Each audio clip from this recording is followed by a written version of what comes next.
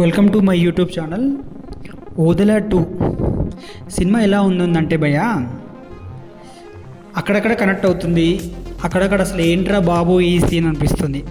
First half మొత్తం ఒక వ్యక్తి ఊరిపైన మృగంలాగా ప్రవర్తించడం, కొత్తగా పెళ్ళైన వ్యక్తులను ఎత్తుకెళ్ళి రేప్ చేయడం, అవి ఇవి చేస్తూ ఉంటాడు. ఆ వ్యక్తిని చంపి శవానికి ఏవేవో పూజలు చేస్తుంటారు.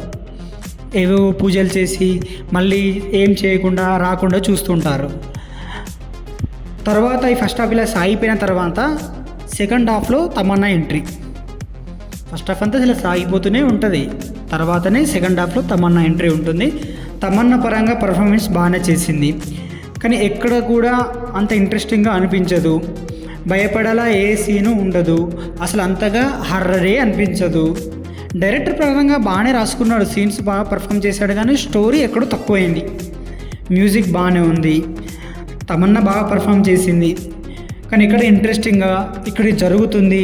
సడన్గా దయ్యం వస్తుందేమో, అసలు దయ్యం పర్ఫార్మెన్స్ ఎలా ఉండాలి? ఒక సినిమా అంటే హర్రర్ అంటే ఉచ్చబడిపోవాలి సినిమా వస్తే ఒంటరిగా. అలాంటి సీన్స్ ఏమి ఎక్కడ మీకు అట్లాంటి ఇన్ఫాక్ట్ ఏం కనిపించదు.